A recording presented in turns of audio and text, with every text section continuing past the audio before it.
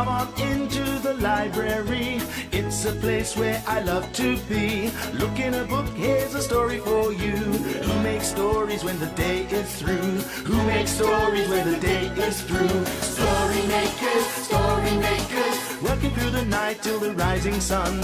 Story makers, stories are fabulous, stories are fun. Milton Wordsworth, Shelley and Jackson, working through the night till the rising sun.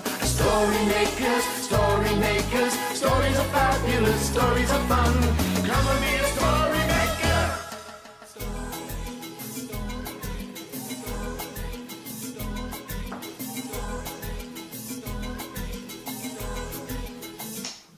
Story makers.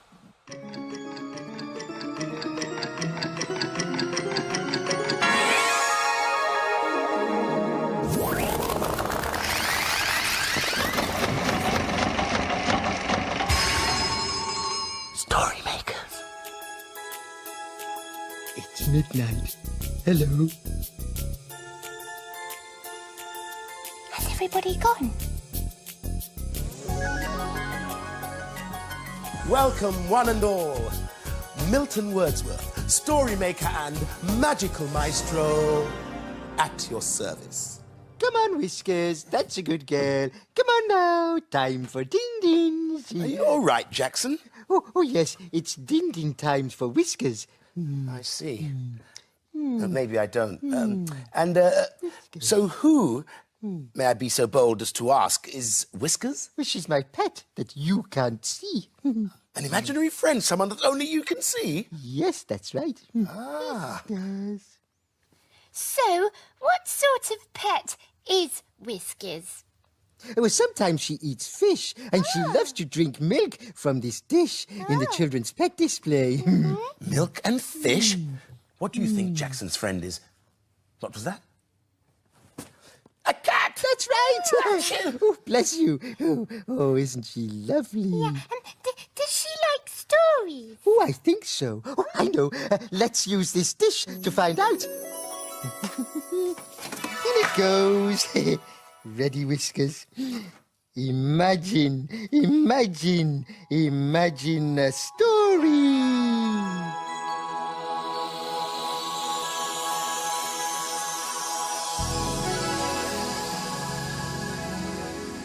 Oh, it's a playbook. Hamish and Stanley, the household cat. Hamish and Stanley, the household cat, were certainly best of friends. Hamish was still only 5 years of age, while Stanley was older at 10. Now Hamish's pet, it must be said, was a cat in his look and his walk. But Hamish was in on a secret quite huge.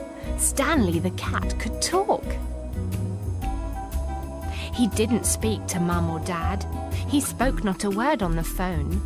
But when on his own with Hamish alone, he'd chat and converse and intone. "Hamish, old boy, I think it's time for some grub," said Stanley when he was peckish. "Rabbit and chicken today, if you please," he added. "I'll eat it up sharpish." "I think that it's time for a groom and a wash," said Stan, who loved to keep clean. "Then after, I think some cuddles and strokes, that'll really go down a dream." Then one day when Hamish arrived back from school, there seemed to be no one at home. Stanley the cat was out and about. So Hamish was all alone. "Don't worry," said Mum, "he'll be back quite soon." So Hamish waited and sat. But hours passed by. It was getting quite late. There was no sign of Hamish's cat. "Time to come in the house," said Hamish's mum. "It's nearly time for your bed." "But Stanley, my cat, is out and about. He needs to come home and be fed." Then at last, as bedtime had almost arrived, a noise could be heard in the yard. It was Stanley, Hamish's cat, coming home, sauntering slowly, not trying too hard. "I'm sorry I'm late," said Stanley to Hamish. "I had some cat things to arrange." And then Stanley added another last thing.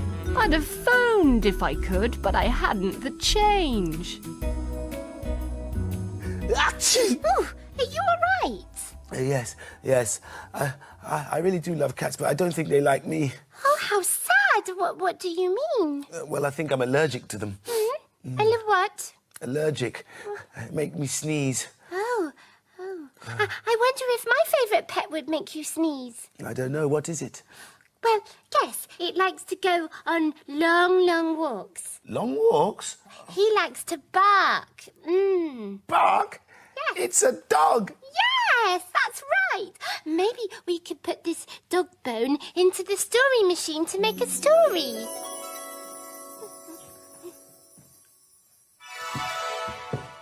Imagine a story.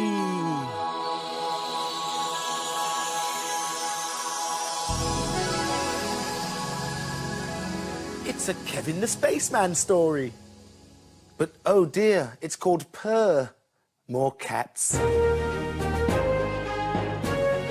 Kevin and Spanner in space to explore, seeking out planets never heard of before. Spanner sniffed. He wasn't sure about this new planet. It smelled rather suspicious. Kevin thought the planet looked cosy and friendly. There were sofas and cushions everywhere, amongst beautiful smelling flowers. Spanner decided to explore, but felt far from comfortable. Meanwhile, Kevin was investigating. Suddenly, a sofa appeared out of nowhere in front of Kevin. On the sofa was a black cat. The cat was purring contentedly and looked very comfy. "Hello, Mr. Black Cat," said Kevin. "Hello," purred the cat. Then Kevin remembered Spanner. Oh no! Spanner and cats on the same planet spelt trouble. The cat on the sofa disappeared straight away, and Kevin rushed back to find Spanner as fast as he could. Spanner was surrounded by 3 cats on 3 sofas and was trembling with fright. There was the black cat, and now a red cat, and a green cat too. All 3 cats were meowing and looking angry. Spanner looked scared. "Spanner, we need to be careful," said Kevin, "and polite. Cats love politeness." "I'm Kevin," said Kevin, "and this is Spanner, my dog." "A dog?" meowed the red cat. "We don't much care for dogs. We are cats, after all."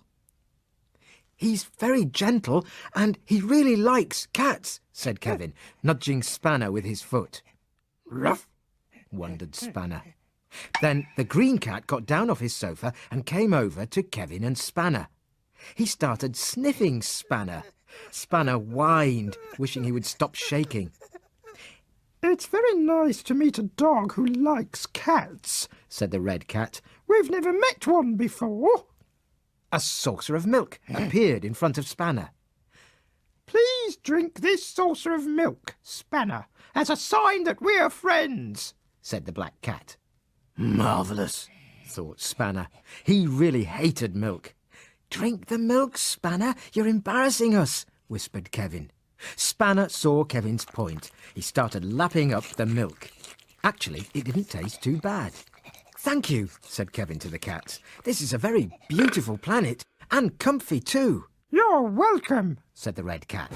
"Safe journey then to you and your dog." And with that, the 3 cats disappeared on their magic sofas.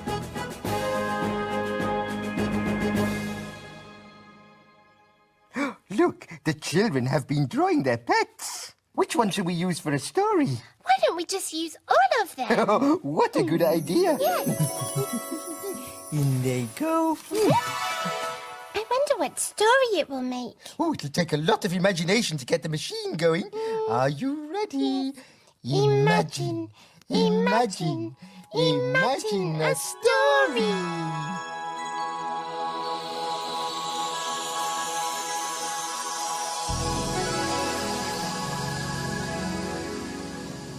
It's a blue cow story. Blue cow in the pet shop. In a field not far away is a herd of cows grazing quietly. One of the cows is most unusual.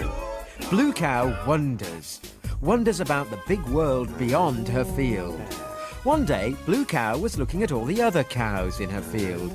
I wonder what it would be like to live with lots of different animals. She's off again, said the other cows. So Blue Cow caught the bus that stops beside her field. I'd like a ticket to a place with lots of other animals, please.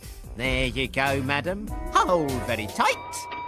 And they set off for the pet shop.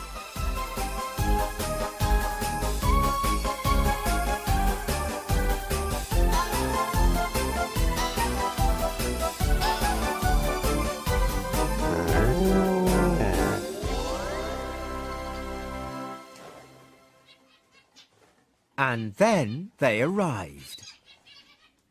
Blue Cow was in a shop, but there was nobody about. All around were places for animals to sleep.